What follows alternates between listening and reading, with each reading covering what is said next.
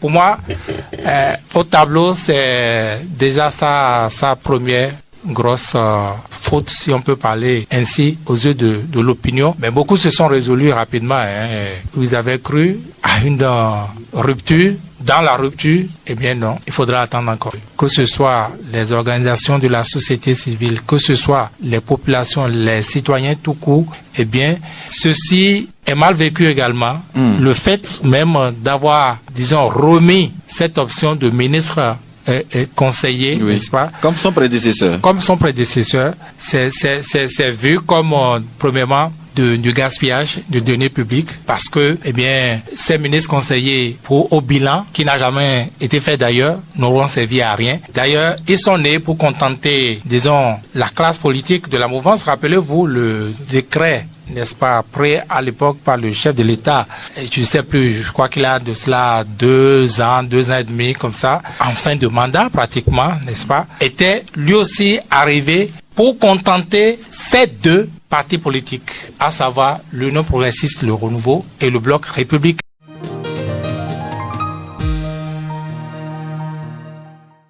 Vigile avancé, Romuald Wadagni nomme 12 ministres conseillers. Vous avez eu l'information? Oui, Romuald Wadagni nomme 12 ministres conseillers. Autrement dit, on allait dire qu'il a reconduit presque les ministres conseillers de Patrice Talon. Donc, sur ce point, c'est la continuité assumée, la continuité affirmée. Et je ne sais pas si vous avez fait un peu de sondage. Il est clair que ça doit contenter les partis politiques. Et quand vous voyez les nominations faites jusque-là qui ignorent les partis politiques, ça doit pouvoir les contenter. C'est sûrement fait pour cela. Mais en même temps, que ce soit dans le milieu syndical, que ce soit dans le milieu politique extra-mouvance, encore que tout le monde n'est pas heureux non plus dans la mouvance, parce que est-ce que vous avez questionné les gens, est-ce que vous avez questionné les acteurs? Oui, des ministres conseillers ont été nommés, mais globalement le mécontentement reste. Ces nominations n'auront pas gommé, n'est-ce pas, ces ressentis qu'ils sont comme ignorés pour l'instant, royalement ignorés, et en même temps, comme j'ai commencé à le dire, dans les autres milieux, que ce soit les organisations de la société civile, que ce soit les populations, les citoyens tout court, eh bien, ceci est mal vécu également. Le fait même d'avoir, disons, remis cette option de ministre conseiller, oui, n'est-ce pas? Comme son prédécesseur. Comme son prédécesseur, c'est vu comme, premièrement, du gaspillage de données publiques parce que, eh bien, ces ministres conseillers au bilan, qui n'a jamais été fait d'ailleurs, n'auront servi à rien. D'ailleurs, ils sont nés pour contenter, disons, la classe politique de la mouvance. Rappelez-vous le décret, n'est-ce pas, pris à l'époque par le chef de l'État. Je ne sais plus, je crois qu'il a de cela 2 ans et demi, comme ça, en fin de mandat pratiquement, n'est-ce pas, était lui aussi arrivé pour contenter ces deux partis politiques, à savoir l'Union progressiste, le Renouveau et le Bloc républicain. Et cela a été signifié clairement dans le décret qu'ils sont là nommés pour, n'est-ce pas, aller sur le terrain, comme prérogative, aller sur le terrain, faire de la campagne, de la propagande politique. Ça a été clairement affirmé. Ce qui est irrespectueux même des normes républicaines. Le pays n'est pas limité seulement aux partis politiques, l'Union progressiste, le Renouveau et au Bloc républicain, les deux partis et du chef de l'État seulement. Ça a été convoqué devant la Cour constitutionnelle qui n'a rien trouvé à redire, qui a dit que ça va, que ça peut aller. C'était conforme. Alors que tout le monde sait que ça ne peut pas être conforme, ce n'est pas. Non. Ben ça, c'était la République de Patrice Talon.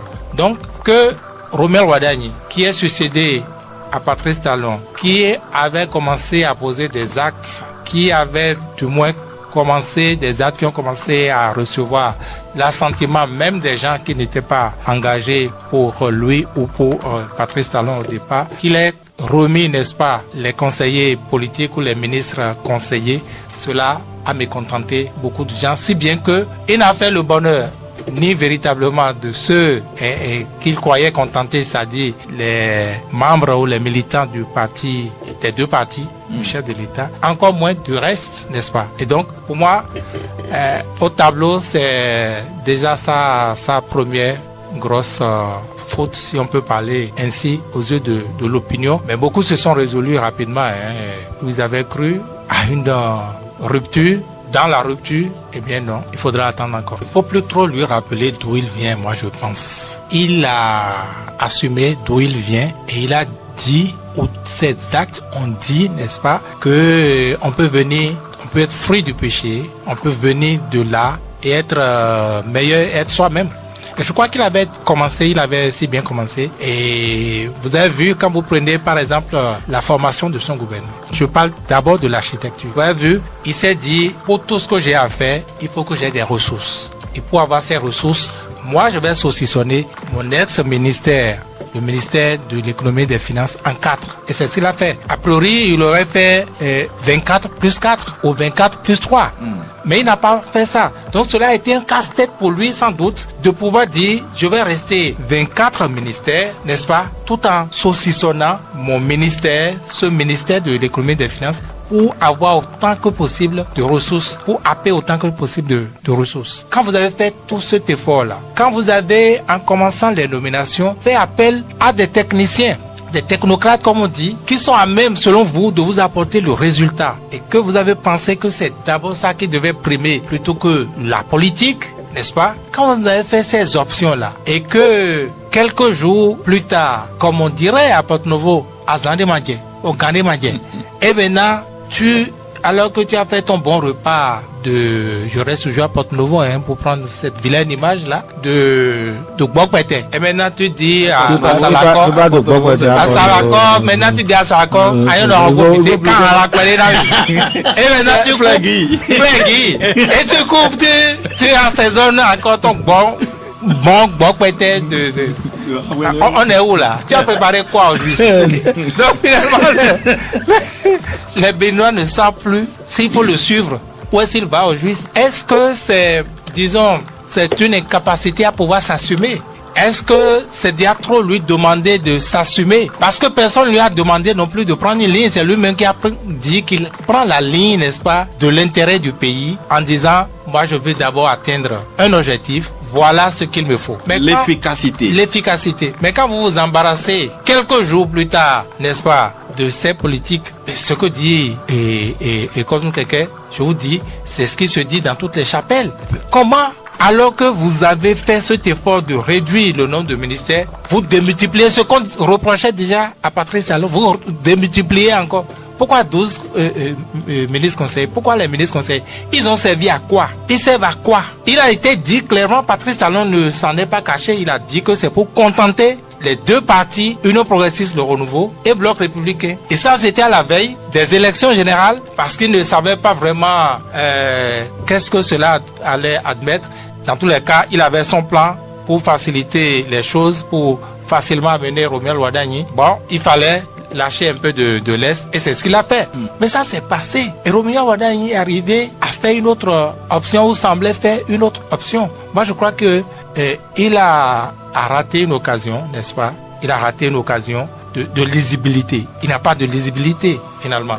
Parce que, regardez, par exemple, vous dites que on est en trêve politique. Et au nom de la trêve politique, ce que nous disons là, qui se dit dans toutes les chapelles, là, vous n'en entendez pas. Et les gens oublient que pour gérer un pays, le président n'est pas seul, c'est nous-mêmes, c'est les Béninois même qui fabriquent les démons. Les démons dont Patrice Talon a parlé là, je ne sais pas, c'est nous-mêmes qui les fabriquons. Les dictateurs, c'est les Béninois même qui les fabriquent, qui leur dressent le lit. Ils ne disent rien, ils savent ça, ils savent que ce n'est pas normal ce qui se fait là.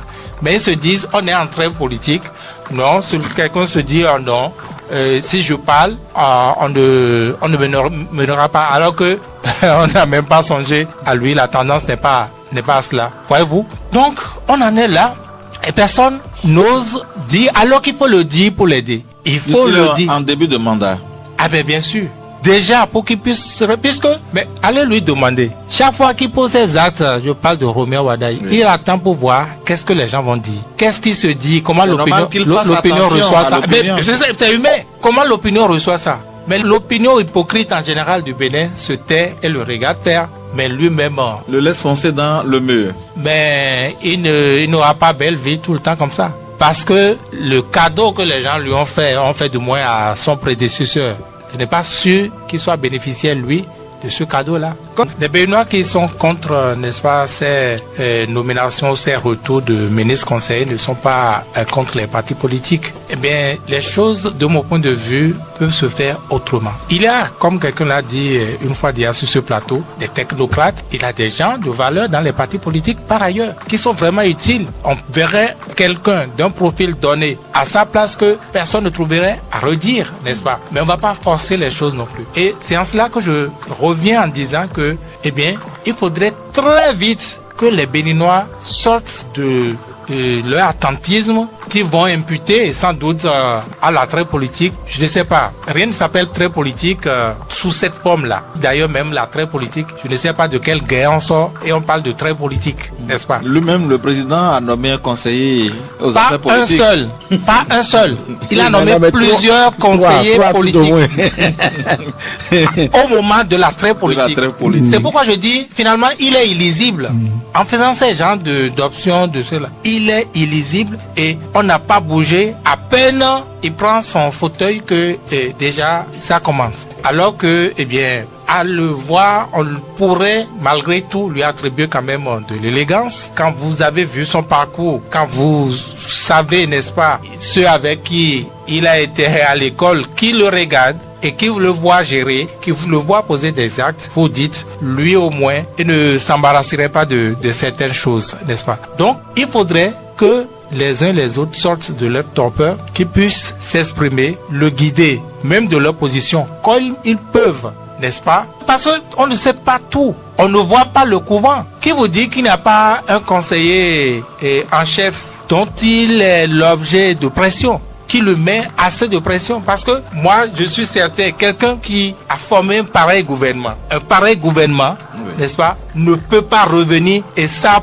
première préoccupation, en moins d'un mois, il a pris le pouvoir, ça ne fait pas encore un mois. C'était le 24 mai dernier. Se précipiter pour amener des ministres conseillers sous cette forme-là, ce n'est pas possible. Mais vous l'avez vu aussi nommer les chargés de mission, les conseillers, ceux-là même qui sont descendus des ministères se sont retrouvés à la présidence de la République. Mais ça, la majorité. Ça, c'est pas du remake de quelqu'un. Vous n'avez pas vu ça avec quelqu'un? Ça, c'est exactement du Patrice Talon. Tout ce qu'il a défait de son gouvernement, il les a repris autrement au palais ou sous d'autres formes, n'est-ce pas? Et ça c'est son système, le système du silence. Le système il faut créer le moins possible de mécontents quand vous avez appartenu au système, car ce sont ceux-là qui vont alimenter, n'est-ce pas, les mécontentements au dehors. Ce sont ceux-là qui vont vendre la mèche du système, qui vont l'affaiblir de l'extérieur. Mais quand vous les gardez à l'intérieur du système, vous êtes sûr que, eh bien, les secrets resteront à l'intérieur.